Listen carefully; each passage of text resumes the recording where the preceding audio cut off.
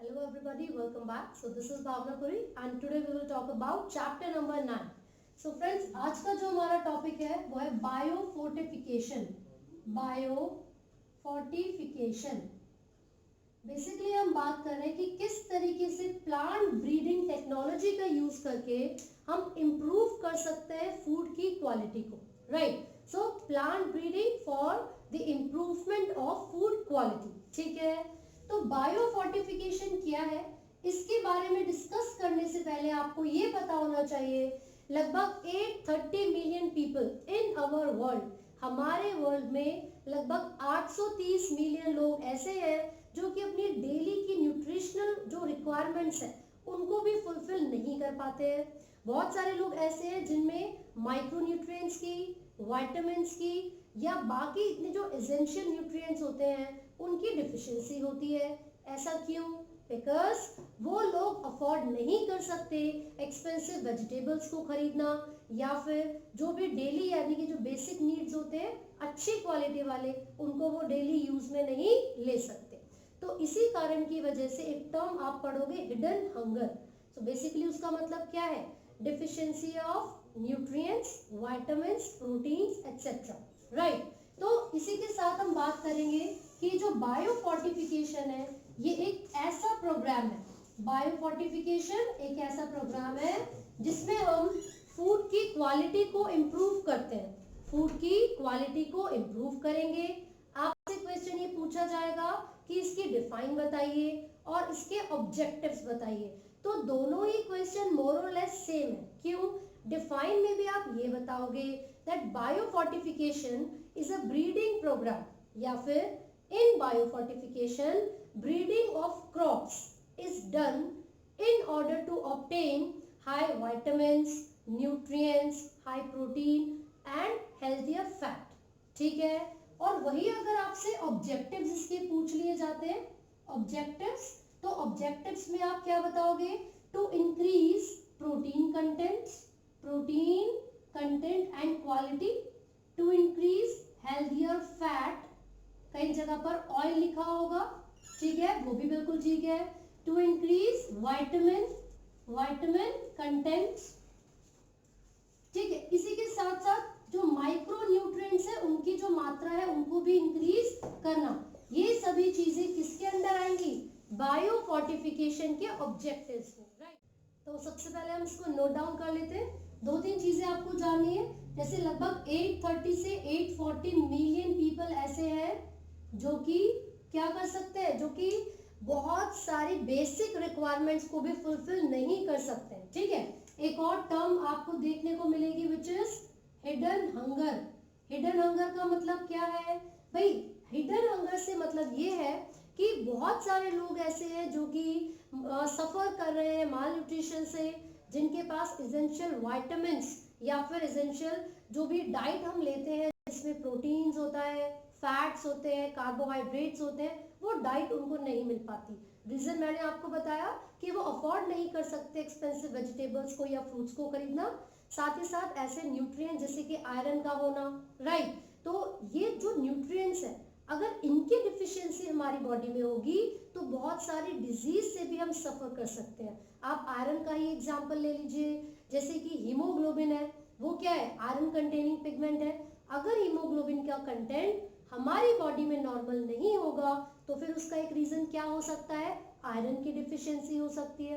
ठीक है, अगर आईसाइट वीकनेस है बहुत ज्यादा या फिर इतनी ज्यादा कमजोर हो चुकी है कि वो व्यक्ति ब्लाइंड भी हो सकता है या कई कई बार उसको बिल्कुल दिखना ही बंद हो जाता हो, तो ये किस वजह से होता है? विटामिन ए की कमी की वजह से होता है. राइट, तो ऐसी बहुत सारी बीमारियां हैं जो अलग अलग विटामिन्स, प्रोटीन्स या फिर एसेंशियल न्यूट्रिएंट्स की डिफिशियंसी से हो सकते हैं. इसी के साथ एक एग्जांपल हम यहाँ पर देख रहे हैं कि इन ईयर 2000 बहुत सारी हाइब्रिड्स बनाई गई थी मेज की, वीट की. तो जो हाइब्रिड्स थी उसमें अमाइनो एसिड्स का कंटेंट बहुत ज्यादा था. जो नॉर्मल हाइब्रिड्स होती हैं उनसे ज्यादा बेटर जो प्लांट ब्रीडिंग टेक्नोलॉजी का यूज करके बनाई गई हाइब्रिड्स हैं उनमें अमीनो एसिड्स का कंटेंट बहुत ज्यादा था. दो एग्जांपल तो आपको गिवन भी है एनसीईआरटी में, लाइसिन एंड ट्रिप्टोफैन.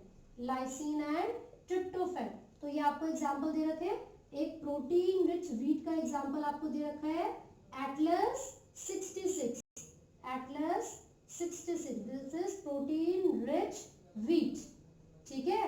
इसके अलावा विटामिन ए, जिसमें विटामिन ए का कंटेंट बहुत ज्यादा हो, कैरेट का एग्जाम्पल दे रखा है। एक बहुत ही इंपॉर्टेंट एग्जाम्पल आपको याद करना है which is golden rice, golden rice.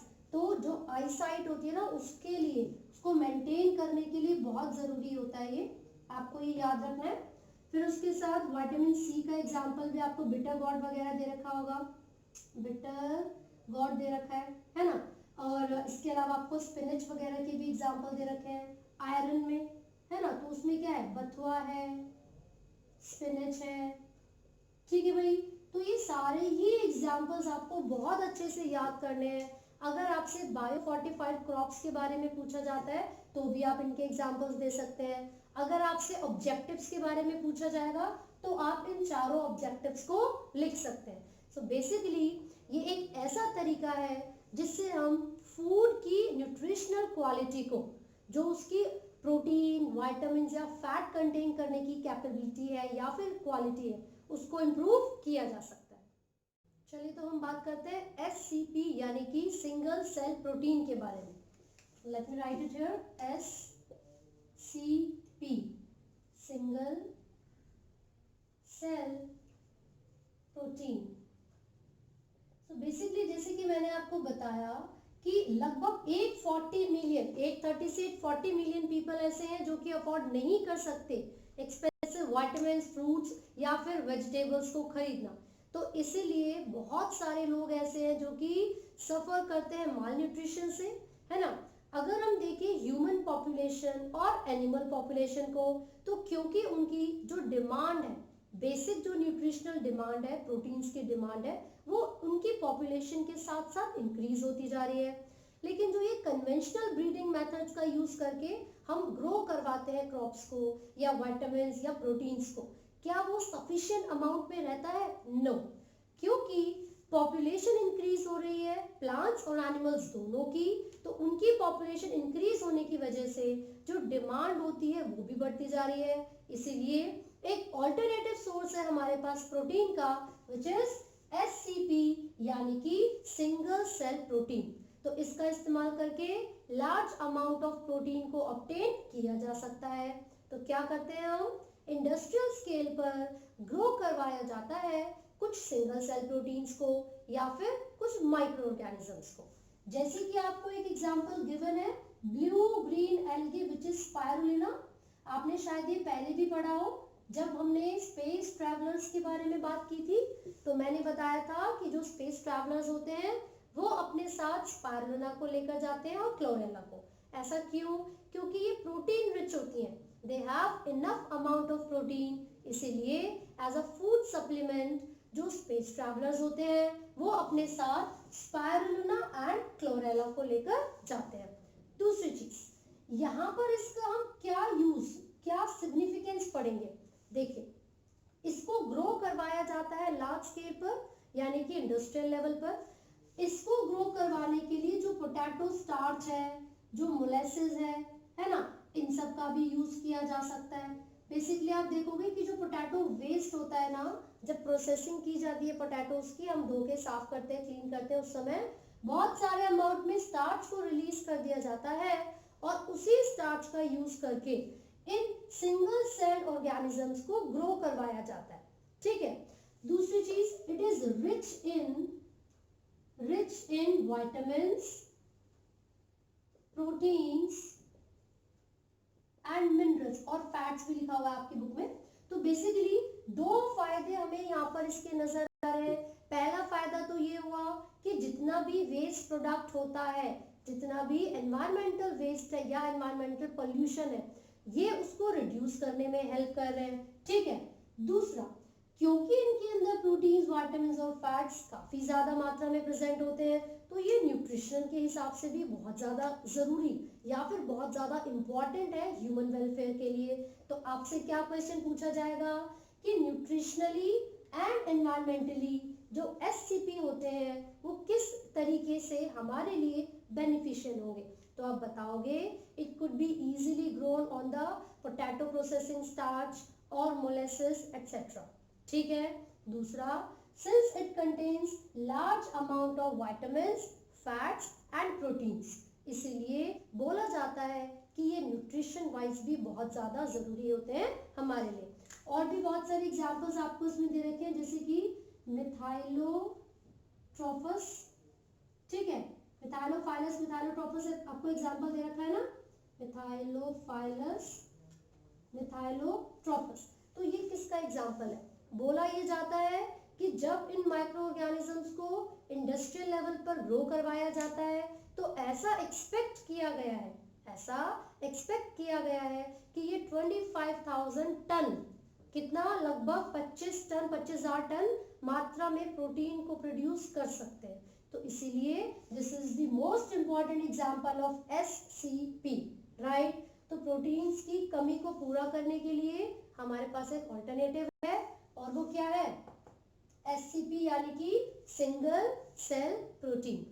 इसी के अलावा बहुत सारे एग्जाम्पल्स पढ़ सकते हैं, जैसे कि मशरूम का एग्जाम्पल हो गया, जो कि एक्चुअल में एक फंगस होती है, सैप्रोफाइटिक फंगस है, and this mushroom is edible. वो क्या होती है? एडिबल होती है, खाने लायक होती है, तो उसको भी हम बहुत ज़्यादा खाते हैं।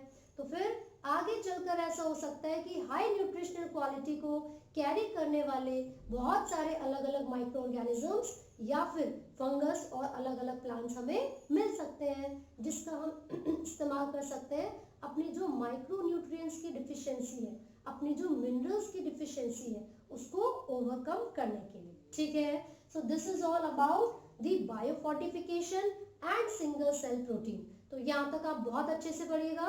अगर आपको किसी भी टॉपिक में कोई डाउट है, आप कमेंट कर सकते हैं, and do not forget to like, share and subscribe. Thank you.